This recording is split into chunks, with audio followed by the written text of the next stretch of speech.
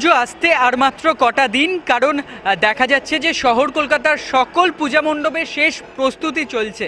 সেই অবস্থায় দাঁড়িয়ে বেলেঘাটা ৩৩ পল্লী তাদের এবছরের পুজোর ভাবনা কি এবং কিভাবে সেজে উঠছে তাদের এবছরের পূজা মণ্ডপ, আসুন সে বিষয়ে জানবো। পুজো তো আর কদিন পরেই, এবং তার আগে সম্পূর্ণ পূজা মণ্ডপ দেখা যাচ্ছে আলোয় এবং সাজে সেজে উঠেছে। কি ভাবনা এবছর? এবছরে আমাদের ভাবনা হচ্ছে ৩-৩ শর্ত ৩।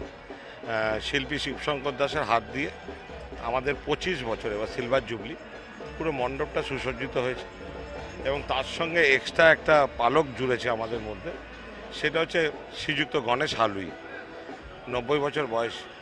প্রথম বাংলা দুর্গাপূজায় ওনার ঠাকুর এখানে নির্মাণ হয়েছে এবং যেসব দর্শনার্থীরা আসবে তারা কিন্তু শিবশঙ্কর দাসের এই মণ্ডপ সজ্জার বাইরেও গণেশ হালুইয়ের প্রতিমা দেখতে পারবে। এটা আমাদের কাছে একটা বিশাল পাওনা। তার জন্য আমরা অনেক ধন্যবাদ শ্রীযুক্ত গণেশ হালুইকে এবং ওনার সুস্থতা কামনা করি, ওনার দীর্ঘায়ু কামনা করি। এবং আমাদের প্যান্ডেল প্রায় শেষের মুখে, আর হয়তো 5-6% কাজ বাকি আছে। সেই জায়গায় দাঁড়িয়ে আমরা খুব আনন্দিত যে ৩৩-এর পল্লীতে যারা আসবে দর্শনার্থীরা, তারা কিন্তু ৩৩ পল্লীকে সেই পুরনো ৩৩ পল্লীর রূপে দেখবে না। আজকে গলির ক্যানভাস থেকে আমরা মাঠের ক্যানভাসে পরিণত হয়েছি। তাই আমরা আশাবাদী প্রত্যেকটা মানুষ যারা আসবে, যেসব দর্শনার্থী আসবে, তাদেরকে আমরা আহ্বান করছি আমাদের মণ্ডপে আসার জন্য, এবং তারা কিন্তু অনেক কিছু নিয়ে যাবে এই মণ্ডপ থেকে। কি ভাবনায় সাজানো হয়েছে পুরো পূজা মণ্ডপ দেখে এক অন্য ফিল হচ্ছে, কি সেই ভাবনা? দেখুন, ৩-৩ শর্ত ৩ মানে প্রতি কটা মানুষের জীবনে আজকে সারা পৃথিবী জুড়ে এই ৩টে প্রাইম আমাদের জীবনে কিন্তু খুব আবশ্যক, নাহলে কিন্তু মানুষ বাঁচতে পারে না। সেটা হচ্ছে খাদ্য, বস্ত্র আর বাসস্থান।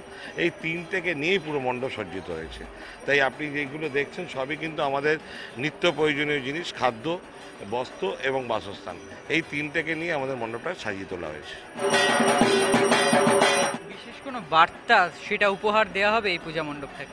দেখুন, থিম মানে যারা থিমের পুজো করে তারা কিছু মেসেজ সমাজের জন্য ছাড়ে, তো এটাও আমাদের একটা মেসেজ।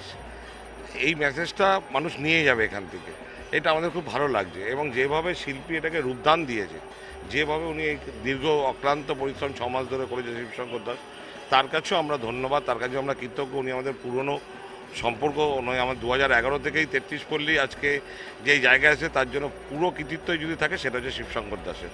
আমরা দর্শনার্থীদের বলছি আমাদের মণ্ডপে আসুন। এবং সবচেয়ে বড় মজার খবর হচ্ছে ফুলবাগান স্টেশন, মেট্রো স্টেশন পুরোটাই চালু হয়ে গেছে। হাওড়ার লোকেরাও আমাদের সঙ্গে জুড়তে পারবে এবং সেক্টর 5 থেকে পুরো মেট্রো চালু। আমাদের ফুলবাগান মেট্রো স্টেশন থেকে এটা প্রায় 2 মিনিটের রাস্তা। আমরা প্রত্যেককে আহ্বান করছি আমাদের মণ্ডপে আসার জন্য।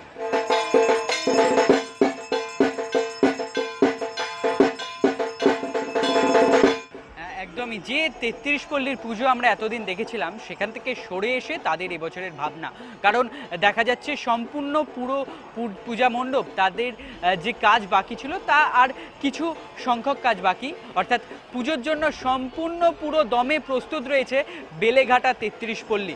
ক্যামেরায় অশোকের সাথে অর্ঘ্যজিতের রিপোর্ট, এস নিউজ।